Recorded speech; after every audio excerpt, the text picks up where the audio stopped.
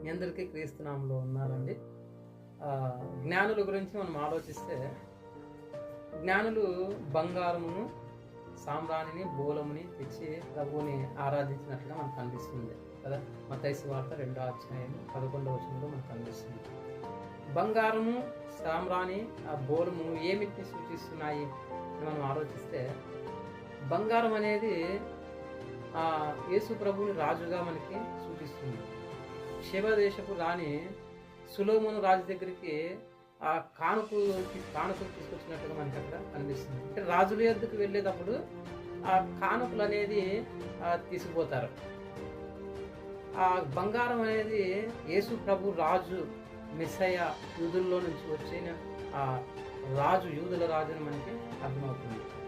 అలాగే సాంబ్రాణి ఏమిటికి సాదృశ్యంగా మనకు కనిపిస్తుంది అంటే, సామ్రాన్ అనేది యేసు ప్రభుని సృష్టికర్త, దేవుడిన అని మనకి సూచిస్తుంది.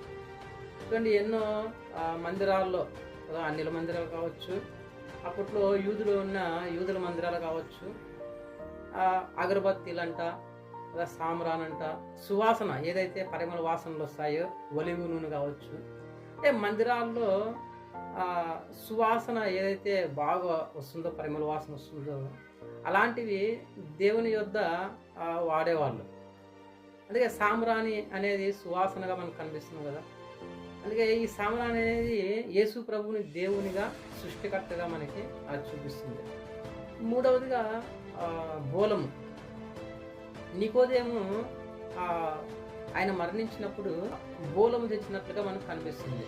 అంటే ఈ బోలము ఏమిటికి సాదృశ్యంగా కనిపిస్తుంది అంటే, ఆయన మరణించిన తర్వాత ఆయన మరణిస్తాడు మానవాళ్ళందరి కొరకు, ఆయన మరలా 3వ దినం తిరిగి లేస్తాడు అని ఈ బోలం అనేది ఆయన మరణానికి సాదృశ్యంగా మనకి కనిపిస్తుంది.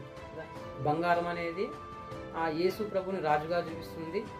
అలాగే సామ్రాన్ అనేది యేసు ప్రభుని సృష్టికర్త, దేవుడని మనకు చూపిస్తుంది. ఈ బోలం అనేది యేసు ప్రభు మానవాళ్ళందరి కొరకు మరణించి మరలా 3వ దినం తిరిగి లేస్తారనేది మరణానికి సాదృశ్యంగా బోలం అనేది మనకి కనిపిస్తుంది కదా. జ్ఞానులు ఈ 3 కూడా తెచ్చి ప్రభువుకి సమర్పించి ప్రభువుని ఆరాధించారంట కదా. ఈరోజు మనం కూడా ప్రభువుని ఎలా ఆరాధిస్తున్నాం కదా, ఆత్మతో, సత్యంతో మనం కూడా ప్రభువుని ఆరాధించాలా, వెంబడించాలని దేవుడు మీ జీవితాల్లో వాటిని దీవించుగాక. ఆమేన్.